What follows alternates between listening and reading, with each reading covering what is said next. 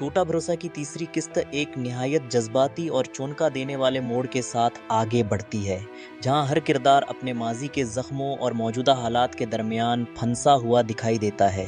हुरीन की जिंदगी में एक नई उम्मीद इस वक्त जन्म लेती है जब मारूफ एडिटर इसके नावल से मुतासिर होकर न सिर्फ इसे शायका करने का फैसला करते हैं, बल्कि इसे अपने इदारे में मुलाजमत दिलाने की भी यकीन दहानी करवाते हैं। हुरीन के लिए ये लम्हा किसी ख्वाब की ताबीर से कम नहीं होता, क्योंकि वो अदब की दुनिया में अपनी पहचान बनाने के साथ साथ अपनी ज़िंदगी की मुश्किलात का हल भी तलाश करना चाहती है। दूसरी तरफ इसकी आंखों में छपी बेचैनी को एडिटर फौरन महसूस कर लेते हैं और इसे यकीन दिलाते हैं कि वो इसकी सलाहियतों को ज़ाया नहीं होने देंगे। इसी दौरान कहानी एक और अहम रुख इख्तियार करती है, जहां फैज़ान अपने वालिद के साथ शदीद तल्ख कलामी करता है। कंपनी के 20 लाख रुपए बगैर इजाज़त निकालने पर वो अपने वालिद से सख्त जवाब तलबी करता है। गुफ्तगू सिर्फ कारोबारी मामलात तक महदूद नहीं रहती, बल्कि बरसों पुराने ज़ख्म भी ताज़ा हो जाते हैं। फैज़ान अपनी वालदा की खुदकशी का जिम्मेदार अपने वालिद को ठहराता है और वाज़ेह कर देता है कि इनके दरमियान बाप बेटे का रिश्ता तो सिर्फ नाम का रह गया है। इसके अल्फाज में बरसों की नफ़रत, दुख और महरूमी साफ झलकती है, जबकि इसका वालिद भी अपनी सफाई देने की कोशिश करता है, मगर फैज़ान का दिल अब किसी वजाहत को कबूल करने के लिए तैयार नहीं होता। उधर फैज़ान खुद भी एक नई मुश्किल में घिर जाता है। इसकी कंपनी मुसलसिल खसारे में जा रही होती है और एक अहम कारोबारी मुआहिदा हासिल करने के लिए इससे फौरी तौर पर 20 लाख रुपए दरकार होते हैं। परेशानी के आलिम में वो सैदा से अपनी मुश्किल बयान करता है, मगर इतनी बड़ी रकम का इंतज़ाम किसी के लिए भी आसान नहीं होता। सैदा उसे हौसला देती है, मगर खुद भी बेबस दिखाई देती है। दोनों एक दूसरे से मिलने का वादा करते हैं, लेकिन हालात उन्हें सुकून से बैठने नहीं देते, जिससे अंदाज़ा होता है कि आने वाले दिनों में उनकी आजमाइशें मज़ीद बढ़ने वाली हैं।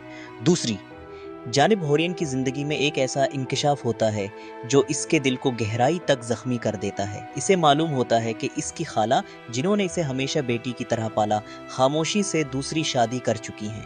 अगरचा हुरीन इस फैसले पर एतराज़ नहीं करती, क्योंकि वो जानती है कि इस्लाम में ये जायज़ है, लेकिन इसे इस बात का दिक ज़रूर होता है कि इसे एतमाद में नहीं लिया गया। खाला अपनी मजबूरी बयान करती हैं और कहती हैं कि उन्होंने हुरैन की परवरिश की खातिर अपनी ज़िंदगी के कई साल कुर्बान किए, इसलिए अब उन्हें भी खुश रहने का हक हासिल है। हुरैन अपनी तकलीफ़ को दिल में छपा लेती है, मगर इसकी खामोशी इसके अंदर के तूफ़ान की गवाही देती है। खाला चाहती हैं कि हुरैन फैज़ान से मिले ताकि इसके दिल की गलत फहमियाँ दूर हो सकें। वो फैज़ान की तारीफ़ करते हुए इसे एक अच्छा इंसान करार देती हैं, मगर हुरैन के दिल में ये एहसास मौजूद रहता है कि खाला की ज़िंदगी में किसी और की आमद ने इसकी अपनी अहमियत कम कर दी है।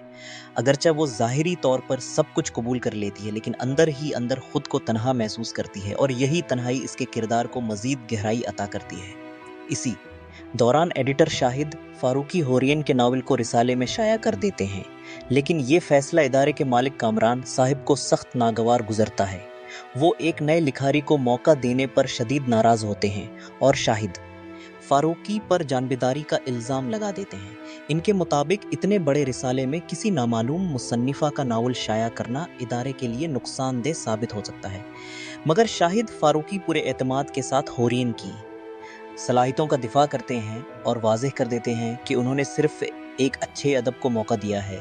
बात इतनी बढ़ जाती है कि कामरान साहब उन्हें मुलाजमत से निकालने की धमकी दे देते हैं, मगर शाहिद फारूकी इज़्ज़त नफ्स को तरजीह देते हुए खुद ही इस्तीफ़ा देने का ऐलान कर देते हैं। इनका ये कदम साबित करता है कि वो उसूलों पर समझौता करने वाले इंसान नहीं हैं।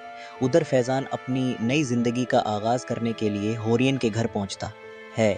खाला बड़े फ़ख्र से इसका तारुफ करवाती हैं और हुरैन को भी इससे मिलाती हैं। पहली मुलाकात में फैज़ान नरम लहजे और शाइस्ता अंदाज से हुरैन का एतमाद जीतने की कोशिश करता है।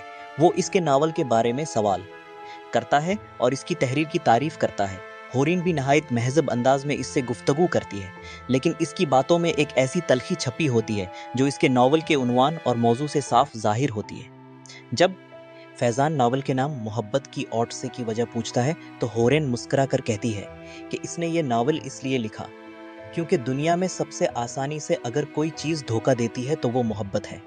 इस एक जुमले से वाज़ेह ہو جاتا ہے کہ اس کے دل میں محبت اور اعتماد کے حوالے سے کتنے گہرے زخم موجود ہیں۔ قسط کے اختتام پر کئی سوالات ناظرین کے ذہنوں میں چھوڑ دیے جاتے ہیں۔ کیا فیضان واقعی حورین کے دل کے زخم بھرنے میں کامیاب ہوگا یا اس کی زندگی میں ایک نئی آزمائش بن کر آئے گا؟ کیا شاہد فاروقی کا استعفیٰ حورین کے عجیب سفر کو متاثر کرے گا؟ کیا کامران صاحب ہورن بل کو ناول کو کامیاب ہوتے دیکھ کر اپنی رائے بدلیں گے؟ اور سب سے بڑھ کر کیا حورین کبھی دوبارہ محبت اور رشتوں پر اعتماد کر پائے گی؟ یہی سوالات اگلی قسط کے لیے تجسس کو کئی گنا بڑھا دیتے ہیں اور ناظرین بے صبری سے آنے والی کہانی کا انتظار کرنے لگتے ہیں۔